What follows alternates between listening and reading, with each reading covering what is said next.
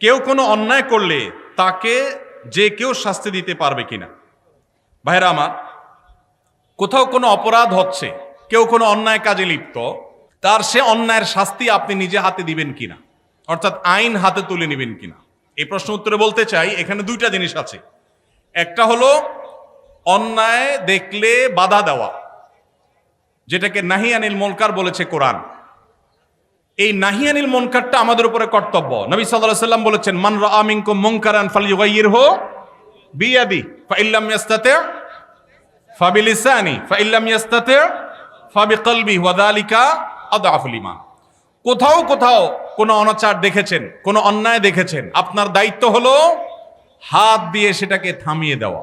এর মানে কিন্তু আইন হাতে তুলে নেওয়া না। এর মানে অন্যায়কারীকে শাস্তি দিয়ে শাস্তি কার্যকর করা নয়, তার বিচার করা নয়।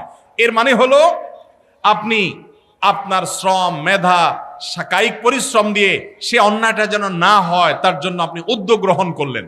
সে উদ্যোগটা আপনাকে আইন হাতে তুলে নিতে বলে না, কিন্তু উদ্যোগ নিতে হবে। আর যদি সেটা না পারেন, অন্তত মুখ দিয়া বলবেন, ভাই অন্যায়টা করবেন না।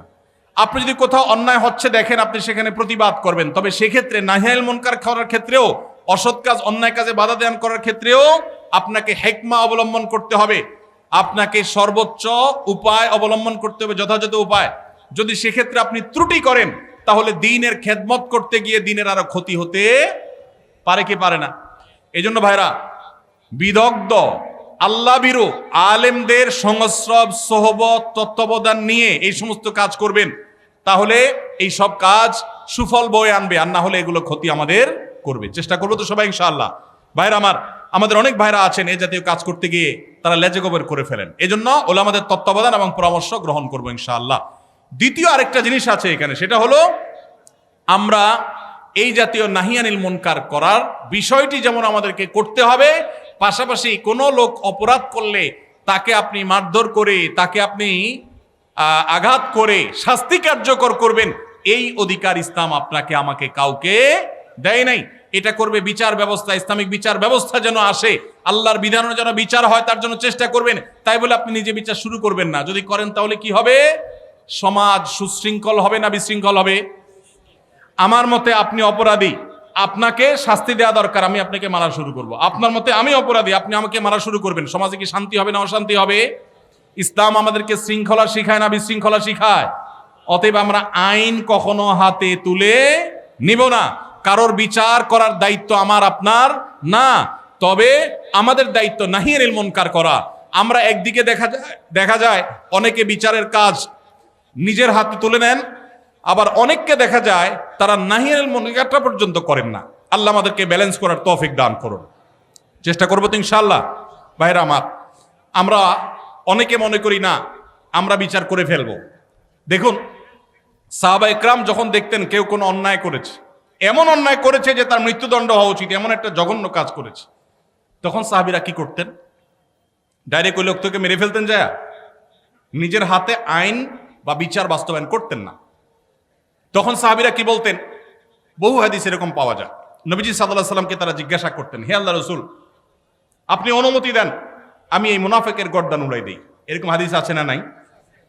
এই হাদিসটার মর্ম হলো, এই হাদিসটার ব্যাখ্যা হলো, নবীজি সাল্লাল্লাহু আলাইহি সাল্লাম মদিনা রাষ্ট্রের প্রধান বিচারক, শাসক, তার কাছ থেকে সাহাবী অনুমতি নিচ্ছেন, হে আল্লাহ রাসূল, আপনি বিচারক হিসাবে আপনি আমাকে অনুমতি দিলে আমি শাস্তি কার্যকর করব। তার মানে নিজের হাতে তিনি সেটা করতেন না, নবীজির নির্দেশের অপেক্ষা করতেন। তাহলে বোঝা গেছে বিচার আমরা যে কেউ নিজের হাতে তুলে নিতে পারি না। কোনো ব্যক্তি যদি তার সম্পত্তি 5 জন সন্তানদের মধ্যে থেকে একজনকে বাদ দিয়ে 4 জনকে লিখে দিয়ে দেয়, সে ব্যক্তি মারা গেলে তার জানাজা নামাজ পড়া যাবে কিনা? ভাইরা আমার, আমাদের দেশে অনেকে এই কাজটা করেন, তেজ্যপুত্র করেন। প্রচলিত আইনে তেজ্যপুত্র কোথাও থাকতে পারে, কিন্তু ইসলামে তেজ্যপুত্র বলতে কোনো কিছু নবী করিম সাল্লাল্লাহু আলাইহি সাল্লাম পরিষ্কার ভাবে নিষেধ করেছেন। কোন মুসলমান অন্য মুসলমানকে ত্যাগ করে চিরকালের জন্য তার সাথে সম্পর্ক ছিন্ন করে ফেলবে, এটা জায়েজ। লা ইয়াহিল্লু লিমুসলিমিন আন ইয়াহজুরা আখাহু ফাওকা 3 লায়াল। 3 দিনের বেশি কোনো মুসলমানের সাথে অভিমান করে সম্পর্ক ছিন্ন করা জায়েজ আছে? নাই। এখন সন্তান খারাপ, যত খারাপ হোক, আপনি সন্তানকে তথাকথিত তেজ্য পুত্র করলেন, করে কোনো সম্পদ দিলেন না, বঞ্চিত করলেন, আল্লাহর কাঠগড়ার আসামি হবেন। আপনার ঘরে জন্মগ্রহণ করেছে, অতএব আল্লাহর কোরআনের মিরাসের আয়াতের নির্দেশের আলোকে এটা তার প্রাপ্য হক হয়ে গেছে। হ্যাঁ, সে যদি মোরতাদ হয়ে যায়, ইসলাম থেকে খারিজ হয়ে যায়, তাহলে সেটা মানে আমিনাল ইরফ, বা সে পরিত্যক্ত সম্পদ থেকে বঞ্চিত হবে।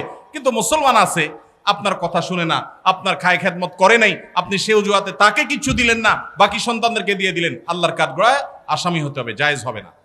এখন এইটা যদি কোনো লোক করে, জীবদ্দশা দিতে চায়, তাহলে সমান হারে দিতে হবে। এক সাহাবী নবীজিকে এসে বলছেন, ইয়া রাসূলুল্লাহ, আমার সন্তানকে অমুক ছেলেকে আমি এটা দিয়েছি। নবী সাল্লাল্লাহু আলাইহি ওয়াসাল্লাম বলেছেন, বাকি সবাইকে দিয়েছো? বলেন না, দেই নাই। তখন নবী সাল্লাল্লাহু আলাইহি ওয়াসাল্লাম বলেছেন, ইত্তাকুল্লাহ ওয়া আদিলু বাইনা আওলাদিকুম, আল্লাহকে ভয় করো আর সন্তানদের মধ্যে সমতা বজায় রাখো। এই জন্য ভাইরা, এই জুলুম করা যাবে না। ইসলাম আমাদেরকে সাম্য এবং ইনসাফ শিখিয়েছে, সেটা আমাদের সব ক্ষেত্রে করতে হবে। এমনকি শত্রু হলে তার সাথেও আমাকে ইনসাফ করতে হবে। আমাদের কষ্ট হয়, আমার সাথে কারো শত্রুতা আছে, সে আমার সাথে শত্রুতা করে, কিন্তু তার বেলায় কোনো সাক্ষ্য দেওয়ার প্রশ্ন আসলে আমি সত্য সাক্ষ্য দিলে তার পক্ষে যায়, আমাদের দিতে মন চায় না। কিন্তু এই দেওয়াটাই হলো ইমানের দাবি। আল্লাহ বলেছেন, ওয়ালা ইয়াজরিমান্নাকুম শানাআনু কওমিন আলা আল্লা তা'দিলু ই'দিলু হুয়া আকরাবু লিত্তাকওয়া। কারোর সাথে শত্রুতা আছে দেখে আপনি ইনসাফ করবেন না, এটা জায়েজ আছে? এজন্য বাবাজিরা সাবধান, সন্তান সন্ততিদের মধ্যে কোনো প্রকার হেরফের করবেন না, এটা জায়েজ নাই। সেই সন্তান যদি খারাপ হয়, সে আল্লাহর কাছে দায়ী হবে, ভিন্ন কথা। তো আপনি তাকে সম্পদ থেকে বঞ্চিত করতে, হ্যাঁ, যেটা আপনি করতে পারেন, একটা সন্তান নেককার, মাদ্রাসায় পড়ে, দিনদার, ওকে একটু সম্পদ বাড়ায় দিলেন তার দিনদারিতার কারণে, সেটা জায়েজ আছে। কিন্তু একজনকে টোটাল বঞ্চিত করলেন, আরেকজনের নামে সব লিখে দিলেন, এটা কিন্তু জায়েজ হবে। এখন কোন মুরব্বী যদি এই কাজ করেন, তিনি মারা গেলে তার জানাজা পড়া যাবে না, এমন কোনো কথা নেই।